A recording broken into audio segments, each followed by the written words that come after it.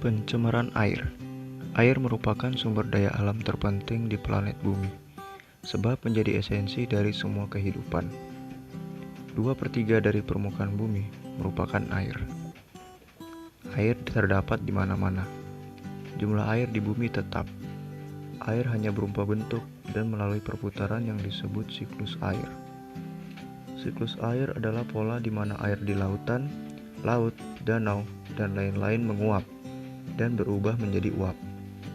Setelah melalui proses kondensasi dan presipitasi, air jatuh kembali ke bumi sebagai hujan, termasuk salju.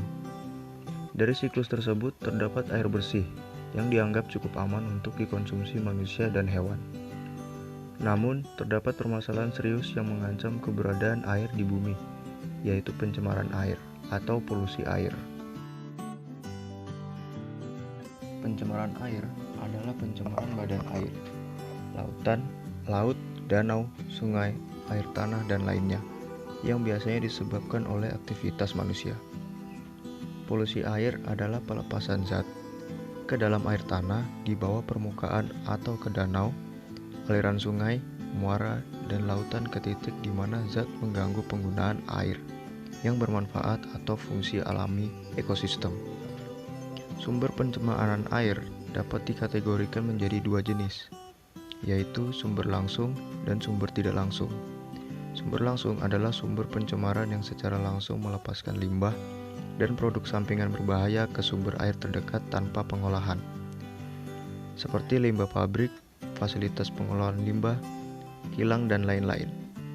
Sumber tidak langsung yaitu polutan atau bahan pencemar yang masuk ke badan air melalui air tanah atau atmosfer seperti hujan asam.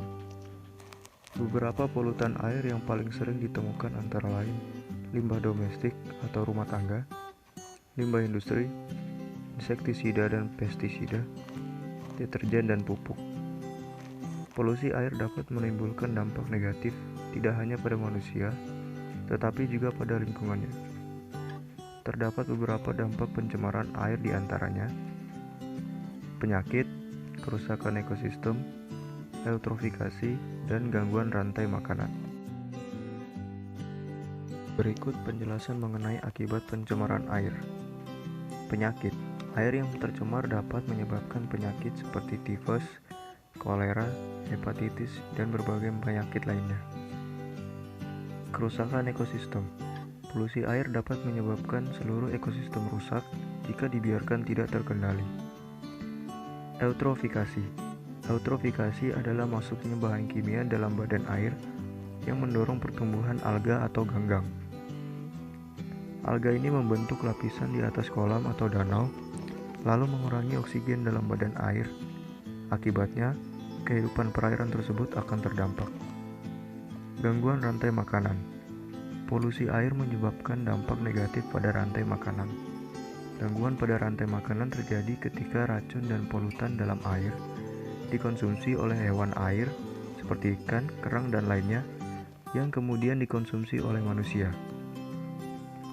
Cara terbaik untuk mencegah pencemaran air dalam skala besar adalah dengan mencoba dan mengurangi efek berbahaya. Beberapa upaya yang bisa dilakukan untuk mencegah pencemaran air, yaitu hemat air. Pemborosan air adalah masalah utama di dunia, dan manusia baru menyadari permasalahan ini. Pengelolaan limbah yang lebih baik. Mengelola limbah sebelum membuangnya ke badan air membantu mengurangi polusi air dalam skala besar. Dan penggunaan produk ramah lingkungan. Penggunaan produk ramah lingkungan maksudnya dengan menggunakan produk mudah larut yang tidak terus menjadi polutan. Manusia dapat mengurangi jumlah polusi air yang disebabkan oleh rumah tangga dengan menggunakan penggunaan produk ramah lingkungan. Sekian dari video saya yang menjelaskan tentang pencemaran air.